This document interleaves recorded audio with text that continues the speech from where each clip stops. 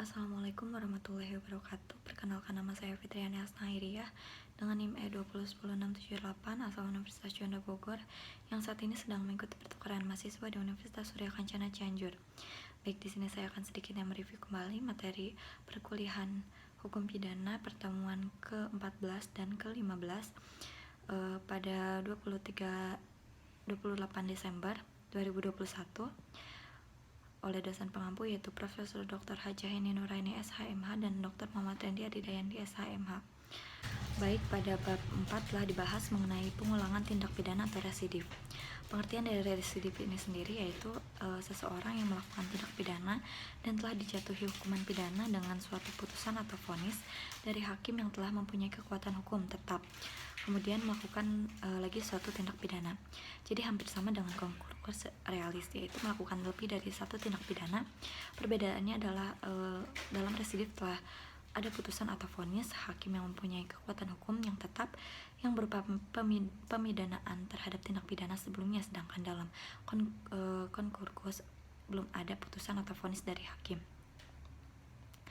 Residif menurut KUHP yakni pengulangan atau residif tidak diatur secara umum dalam buku 1 KUHP tentang ketentuan umum, tetapi secara khusus untuk tindak pidana tertentu diatur dalam buku 2 dan buku 3 KUHP. Syarat-syarat dari residif itu sendiri ialah yang pertama, kejahatan yang diulang harus sama atau sejenis dengan kejahatan terdahulu. Yang kedua, antara kejahatan yang terdahulu dan kejahatan yang diulangi harus sudah ada keputusan hakim yang berupa pemidanaan yang mempunyai kekuatan hukum yang pasti dan tetap. Yang ketiga, pelaku kejahatan dalam menjalankan kejahatannya harus merupakan pencaharian yang terdapat pada pasal 216, 303, dan 303 syarat itu tidak ada. Yang keempat, pengulangannya dilakukan dalam tenggang waktu tertentu. Kemudian ada pula residif di luar KUHP. Yang pertama, residif kejahatan terdapat dalam beberapa tindak pidana khusus seperti narkotika dan lain-lainnya. Untuk pengulangannya yaitu umumnya mendapat pemberatan apabila yang pertama sanksi pidananya berupa pidana penjara, yang kedua untuk sanksi pidananya yang berupa denda maka pemberatannya dikali 2. Yang kedua, residiv pelanggaran di luar KUHP terdapat dalam Undang-Undang Nomor 14 Tahun 1992 dan lain-lainnya dengan ketentuan pemberatannya yaitu yang pertama tengah waktu pengulangan beragam, yaitu ada yang 1 tahun dan ada yang 2 tahun. Yang kedua, untuk pemberatannya ada yang ditambah separuh. Kemudian bab 5 dibahas mengenai alasan hapusnya kewenangan menuntut dan menjalankan pidana. Yang pertama, alasan hapusnya kewenangan menuntut ialah tidak adanya pengaduan pada delik aduan. Yang kedua, nebis in idem atau terdapat pada pasal 76 KUHP. Yang ketiga, matinya terdakwa yang terdapat pada pasal 77 KUHP. Yang keempat, daluarsa terdapat pada pasal 78 KUHP. Yang kelima, penyelesaian di luar beracara terdapat pada pasal 82. Dan yang terakhir, adanya abolisi dan amnesti yang diatur di luar KUHP. Kemudian tidak adanya pengaduan pada delik aduan. Dalam buku 1 KUHP tidak ada pengaturan khusus tentang delik aduan, melainkan diatur dalam buku 2 KUHP tentang kejahatan.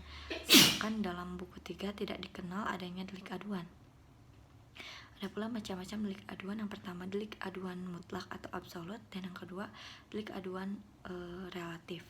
Kemudian ada pula nebis in idem yang berarti diatur dalam 76 KUHP.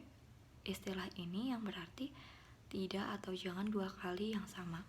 Dasar atau rasio dari asas ini adalah yang pertama untuk menjaga martabat atau wibawa pengadilan, yang kedua untuk kepastian hukum bagi terdakwa yang telah mendapat keputusan hakim. Syarat-syarat nebis in idem adalah yang pertama ada putusan hakim mempunyai kekuatan hukum tetap, yang kedua putusan yang dijatuhkan berlaku untuk orang yang sama, yang ketiga perbuatan yang dituntut kedua kali adalah sama dengan yang pernah diputuskan. Yang ketiga, ada matinya terdakwa yang terdapat pada pasal 77 KUHP. Kewenangan menuntut pidana menjadi hapus dengan matinya terdakwa. Hal ini didasarkan karena subjek hukum pidana hanyalah orang, sehingga yang dapat dipertanggungjawabkan suatu perbuatan yang berupa tindak pidana hanyalah pelaku tindak pidana tersebut.